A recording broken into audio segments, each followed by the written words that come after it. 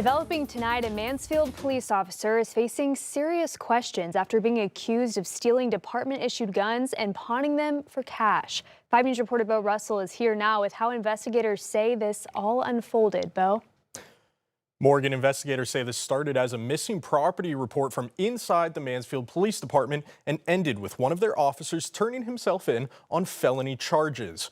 42-year-old Stephen Eric Townley is accused of taking 2 department-issued handguns from a file cabinet inside the police chief's office. Investigators say on October 17th, Townley pawned both guns at Pioneer Pawn and Gun in Fort Smith for about $400 in cash. According to court documents, Mansfield Police Chief Wyatt McIntyre noticed that the weapons were missing, and a few days later called the Sebastian County Sheriff's Office. The documents say Townley admitted he pawned the guns because his power had been shut off and he needed money quick, telling investigators he thought he could buy them back before anyone noticed. Today, Townley turned himself into the Sebastian County Detention Center. He's charged with 2 counts of theft by receiving a firearm and 1 count of releasing protected law enforcement information, all felonies. He bonded out at $2,500. And Bo, something like this could really shake up a small department like Mansfield. Is there any word on what happens next?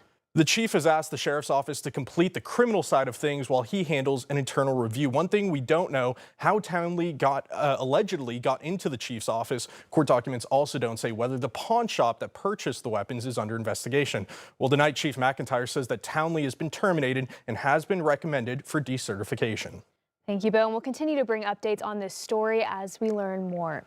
Well, Rogers City Council unanimously voted to go forward with an expansion project at the Rogers Executive Airport. It's being called the T-Hangar Apron Expansion Project. A T-Hangar is an enclosed storage unit for multiple smaller planes that's shaped like the letter T. The City Council is appropriating over $350,000 for the project. A grant from the Arkansas Department of Aeronautics will also add another $300,000 in funding.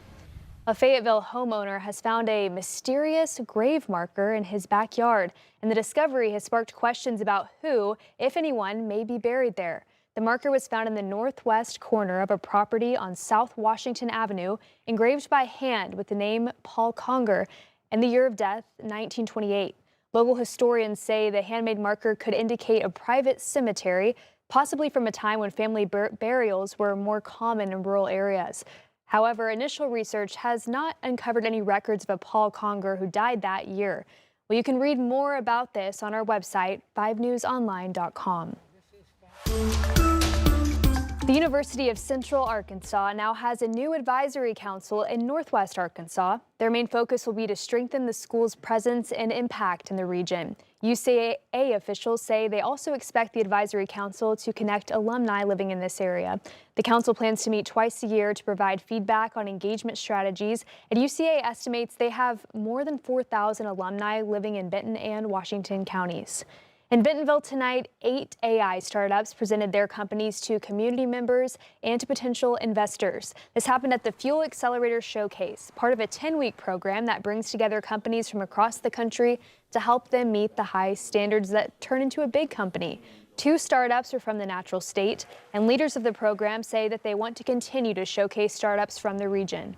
There's a lot of super cool business opportunities here, and so it's important to really bring together innovation and have them relocate and build really strong tech and talent here. Fuel is based out of the U of A Collaborative Campus in Bentonville. They say they don't take any equity or costs from the startups for participating in the program.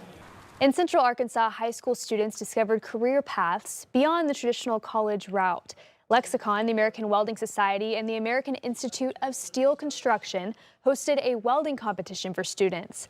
In a world where student loan debt continues to climb, State Representative Rick Crawford says competitions like this and trade schools offer young people a chance to work with their hands and jobs that will be harder for AI to replace. People want to get into the workforce. They don't want a big student loan debt. They want to work with their hands. They want to be irreplaceable. What we know is AI is out there and it's coming for some tech jobs, but it's not coming for welders, it's not coming for carpenters, it's not coming for HVAC technicians. Students had time limits for making their projects. One said he had to make a birdhouse in 30 minutes or less. About 150 students took part, and the winner brought home a $1,000 scholarship.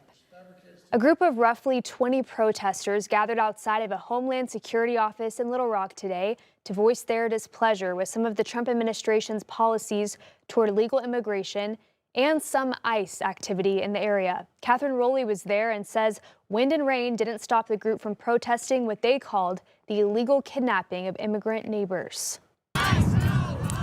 And people have been just unjustly affected to the point where now their houses are barged into by people wearing masks who won't speak to them, won't tell them why they're there, and they're just thrown into basically being kidnapped and sent to these detention facilities without really any trial. We want to stand with immigrants, our neighbors who are being terrorized and kidnapped by ICE, people being brought to concentration camps. We're against this. We don't want our country to be to engage in this kind of activity. The protest was centered around this bus, according to one of its organizers, Greg Moore, who is also a part of the Central Arkansas Democratic Socialists of America.